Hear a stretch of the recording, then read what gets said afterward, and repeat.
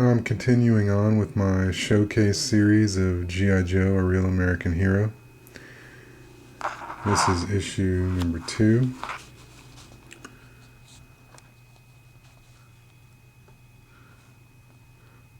It's got a Herb Trimpe and Jack Abel cover.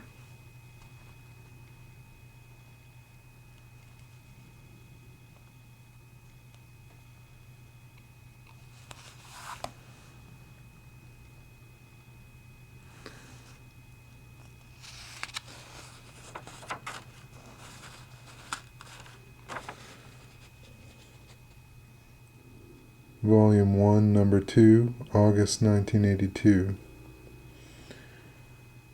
Written by Larry Hama, penciled by Don Perlin, inked by Jack Abel, and edited by Tom DeFalco. The title of the issue 2 is Panic at the North Pole. And the story starts out with an American research station at the North Pole, pictured here, has been inexplicably attacked.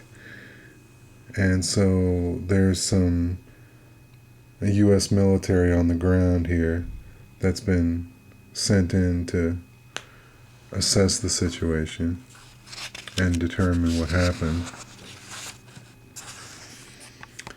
Here is a view of the Pentagon, where the generals and the strategy of the U.S. military is taking place. And there, the two generals, General Flagg and General Austin, that were introduced in the first issue, are discussing the problem with the soldiers on the ground in the North Pole. So they talk it over and decide to bring in G.I. Joe. So General Flagg has already prepared the dossiers for the most qualified members that they've chosen for the mission, which is along the same lines of what happened in the first book, where they pulled out the dossiers of all the G.I. Joe members and assigned them to the mission. The difference is, in the first book, basically they assigned the whole entire team.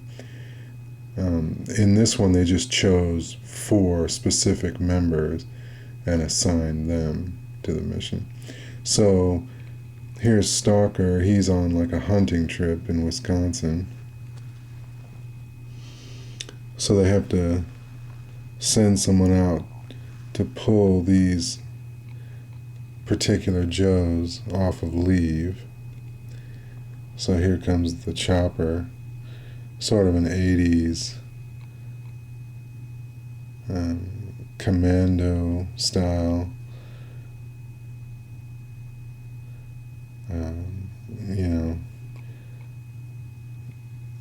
It's sort of an 80s pop culture phenomenon to have a special forces unit that's being called to duty from their normal lives, sort of like in the movie, the Arnold Schwarzenegger movie Commando. That was sort of a popular theme in the 80s. Sort of A-Team-ish kind of thing.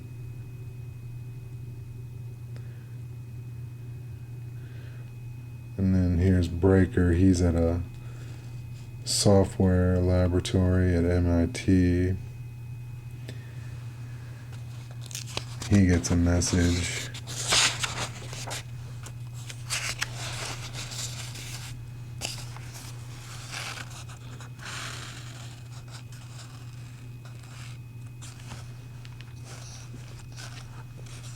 Via the computer there.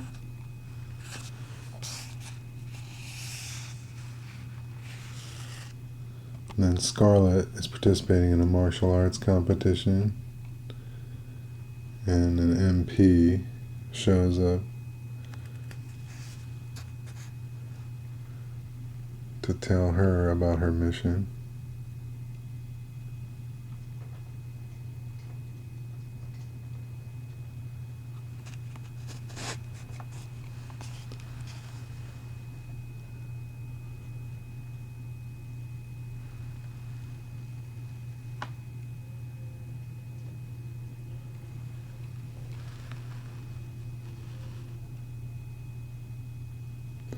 And then an MP shows up at Columbia University, where Snake Eyes is inside of a sensory deprivation tank. And the horror of his appearance is first known. You don't actually see his face yet, but the fact that it's deformed is introduced in that panel.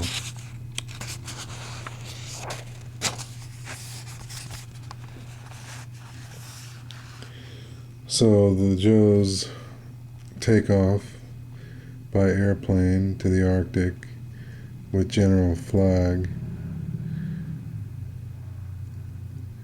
and he's briefing them on the mission. He basically lets them know that their primary objective is reconnaissance, to learn everything they can about why the American research station was attacked and who the culprits might be. And the secondary mission is to retrieve the documents and records that were stolen from the research station. So the Joes are dropped in, commando style.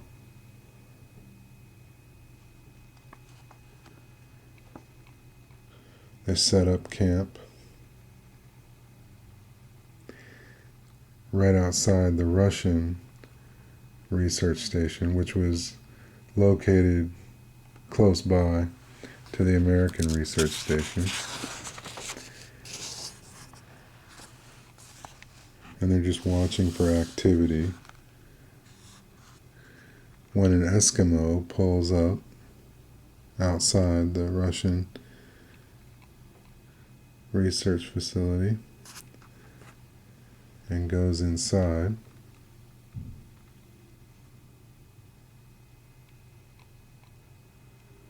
Then he leaves very quickly and takes off by sled. Naturally, they're confused about this, so they decide to go in and see what's going on for themselves.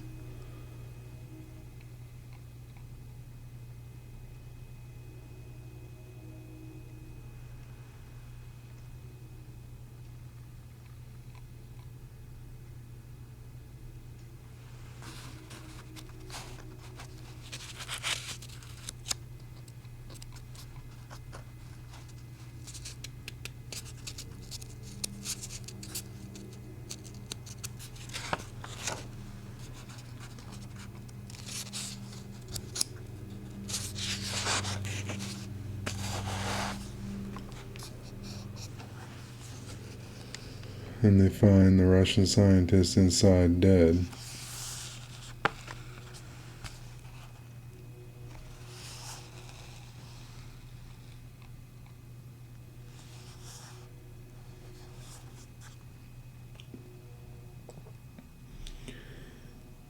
And as they take a look at the equipment inside, they find this low beam,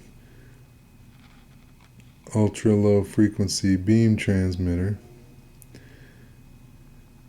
that they determine can affect human brain waves. And they find that the frequency modulator on that piece of hardware is missing.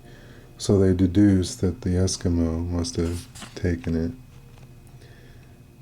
And also, they find that there's records missing out of the vault. At that point, Snake Eyes finds explosives under a table, and so they evacuate the facility just before it blows up.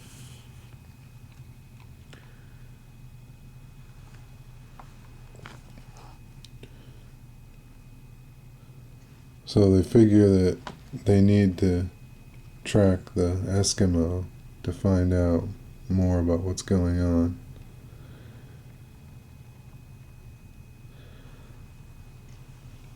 So Breaker is using his communications pack to teleprint, which is kind of an 80s thing, teleprinting, but he uses his pack to teleprint the photos that they've taken so far and get some feedback from the Pentagon as to what they should do next. But in the meantime, they go after the Eskimo.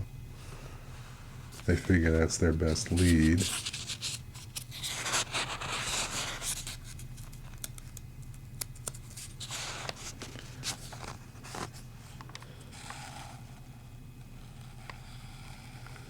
So then they get a transmission from the Pentagon.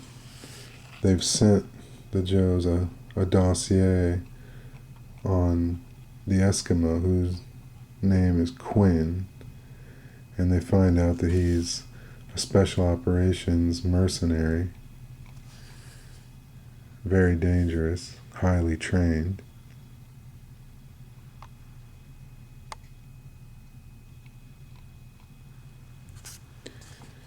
So here they catch up to him at his camp.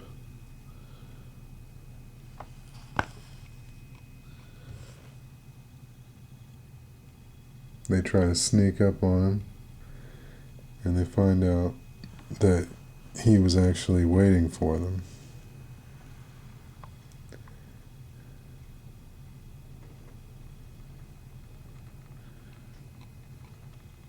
And he's got a handheld explosive device, and he's wired the whole area with explosives. So naturally, they're forced to surrender.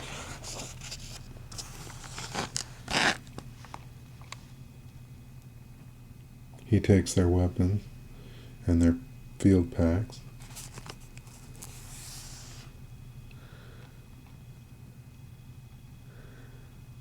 He smashes their communications pack.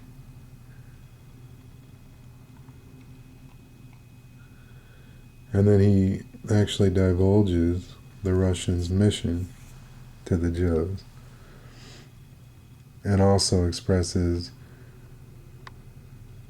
the fact that he's not really proud of the contract that he's entered into with them, but his sense of honor won't allow him to go back on a contract. So he has no choice but to follow through with what he's agreed to do. So he takes off. The Joes are left to decide if they're going to head back for the American research station or go after Quinn, and they decide to go after Quinn.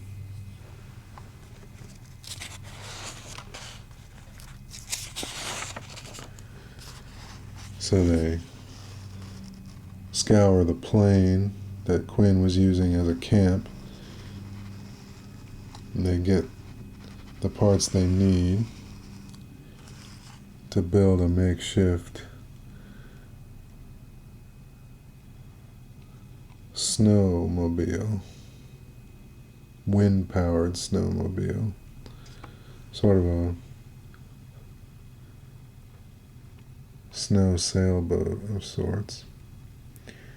And they use some maps from the plane to map out the route they're going to take to try to catch Quinn. So they get to this mountain pass, and they decide that's a good place to set a booby trap.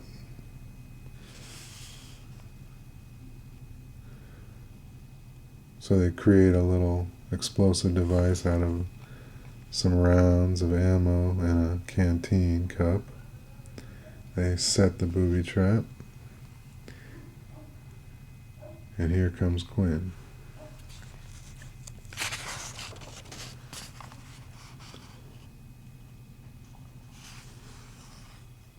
So he passes under the bridge there, and they blow it, burying the snowmobile and the dogs. But they can't find Quinn. Turns out, again, he was onto them, and he's got them covered now. Scarlet sneaks up behind him, tries to take him down, but he knocks her to the side.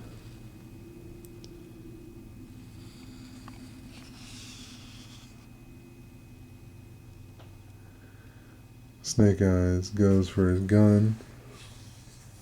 He's got a spare clip in his boot, goes for his gun on the sled, loads it, gets ready to fire, and it won't fire. That's because Quinn had pulled the firing pins on their weapons, and he's wearing them around his neck.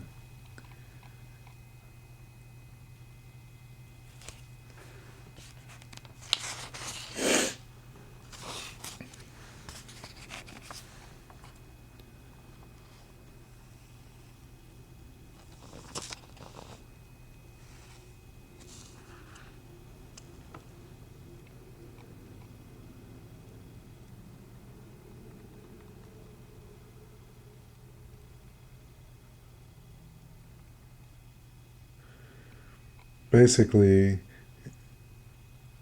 he tells them that he doesn't like the Russians' plan to use this frequency modulator to send these ultra low frequency brain waves out to create fear and paranoia in other people.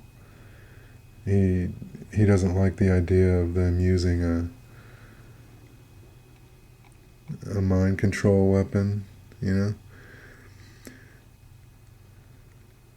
And he also tells them that earlier in the story that weapon actually backfired on the Russian scientists, because when they were creating it, they were testing it to send brain waves to the US, but the shielding on the equipment failed, and it actually affected their mental state. And that's what led them to kill the American scientists, because they became paranoid that they were spying on them and things like that. So that's how they came to kill the American scientists and at the American research station. And then I guess they ended up just freezing to death because their heating unit failed at their research station, and they were just too far gone to try to fix it.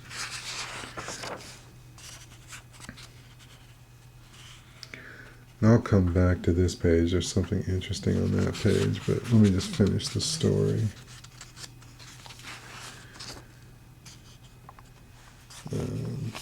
So anyway, Quinn reaches the rendezvous point where the two agents are waiting for the files and the modulator. So he gives it to them and he gets paid. And then he lets them know that the G.I. Joes are on their way. And he's filled his contract and he's leaving. He doesn't want to have anything to do with it. But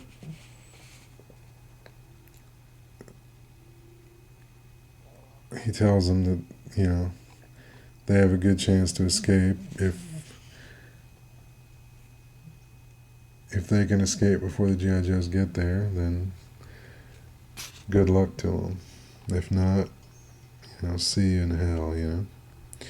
And the last panels here indicate that the GI Joes had recovered their weapons and were on the Russian agents before they were able to escape. And that's where it ends.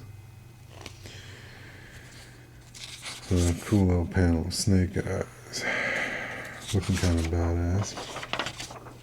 So there is no letters page in this issue, but there in the bullpen bulletin section there was an interesting little article concerning the new G.I. Joe book, where they were talking about G.I. Joe commercials being shown on national TV for the comic books, and I remember those as a kid. I remember those coming out, and it's interesting because it was kind of a landmark moment for comics, because no comic book had ever been advertised on television before, at least not national television for sure, and probably no television.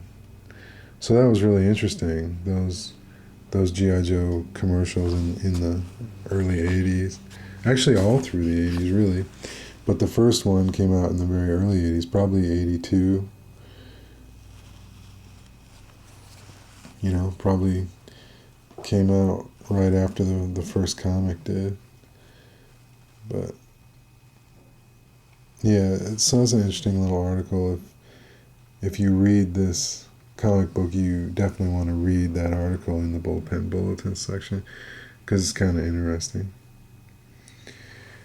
And that's it for issue 2. I didn't really care for it that much. This episode was it introduced Quinn, the mercenary, who I guess it will emerge as a significant character in the book, but I don't really care for that character. And the art by Don Perlin was pretty bad. Jack Abel's a good inker, but I think Don Perlin's penciling kind of just put a strain on the book for me to be able to enjoy it. I mean, but Larry Hama's writing, as usual, is good. So the story's okay, but the artwork and the fact that the introduction of the character Quinn really didn't do much for me. So anyway, that's it